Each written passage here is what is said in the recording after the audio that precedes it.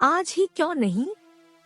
एक बार की बात है, एक शिष्य अपने गुरु का बहुत आदर सम्मान किया करता था। गुरु भी अपने इस शिष्य से बहुत स्नेह करते थे, लेकिन वह शिष्य अपने अध्ययन के प्रति आलसी और स्वभाव से दीर्घसूत्री था। सदा स्वाध्याय से दूर भागने की कोशिश करता तथा आज के काम को कल के लिए छोड़ दिया करता था। अब गुरुजी कुछ चिंतित रहने लगे कि कहीं उनका यह शिष्य अपने जीवन संग्राम में पराजित न हो जाए। आलस्य में व्यक्ति को अकर्मण्य बनाने की पूरी सामर्थ्य होती है। वैसा व्यक्ति बिना परिश्रम के ही फलोपभोग की कामना करता है। वह शीघ्र निर्णय नहीं ले सकता और यदि ले भी लेता है तो उसे कार्यान्वित नहीं कर पाता। यहाँ तक कि वह अपने पर्यावरण के प्रति भी सजग नहीं रहता है और न भाग्य द्वारा प्रदत्त सुअवसरों का लाभ उठाने की कला में ही प्रवीण हो पाता है। उन्होंने मन ही मन अपने शिष्य के कल्याण के लिए एक योजना बनाई। एक दिन एक काले पत्थर का एक टुकड़ा उसके हाथ में देते हुए गुरुजी ने कहा, मैं तुम्हें यह जादुई पत्थर का टुकड़ा 2 दिन के लिए देकर कहीं दूसरे गांव जा रहा हूँ। जिस भी लोहे की वस्तु को तुम इससे स्पर्श करोगे वह स्वर्ण में परिवर्तित हो जाएगी, पर याद रहे कि दूसरे दिन सूर्यास्त के पश्चात मैं इसे तुमसे वापस ले लूंगा। शिष्य इस सुअवसर को पाकर बहुत प्रसन्न हुआ, लेकिन आलसी होने के कारण उसने अपना पहला दिन यह कल्पना करते करते बिता दिया कि जब उसके पास बहुत सारा स्वर्ण होगा तब वह कितना प्रसन्न, सुखी, समृद्ध और संतुष्ट रहेगा।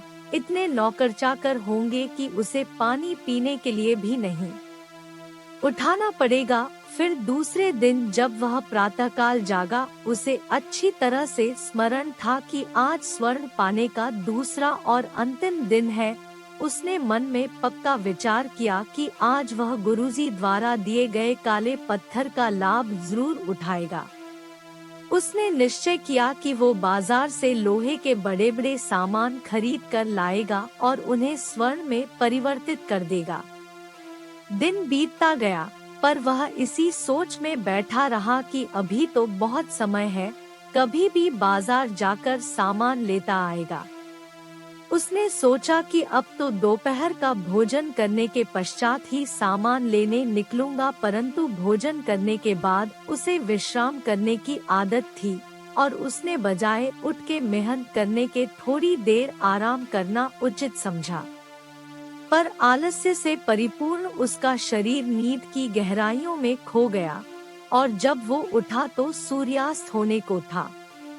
अब वह जल्दी जल्दी बाजार की तरफ भागने लगा, पर रास्ते में ही उसे गुरुजी मिल गए। उनको देखते ही वह उनके चरणों पर गिरकर उस जादुई पत्थर को एक दिन और अपने पास रखने के लिए याचना करने लगा, लेकिन गुरुजी नहीं माने और उस शिष्य का धनी होने का सपना चूर चूर हो गया। पर इस घटना की वजह से शिष्य को एक बहुत बड़ी सीख मिल गई। उसे अपने आलस्य पर पछतावा होने लगा।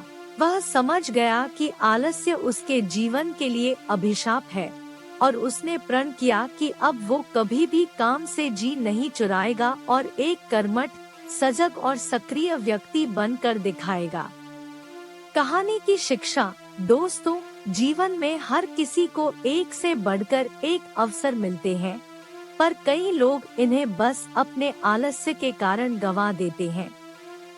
इसलिए मैं यही कहना चाहता हूँ कि यदि आप सफल, सुखी, भाग्यशाली, धनी अथवा महान बनना चाहते हैं, तो आलस्य और दीर्घसूत्रता को त्याग कर अपने अंदर विवेक, कष्टसाध्य श्रम और सतत जागरूकता जैसे गुणों को विकसित कीजिए। और जब कभी आपके मन में किसी आवश्यक काम को टालने का विचार आए तो स्वयं से एक प्रश्न कीजिए, आज ही क्यों नहीं।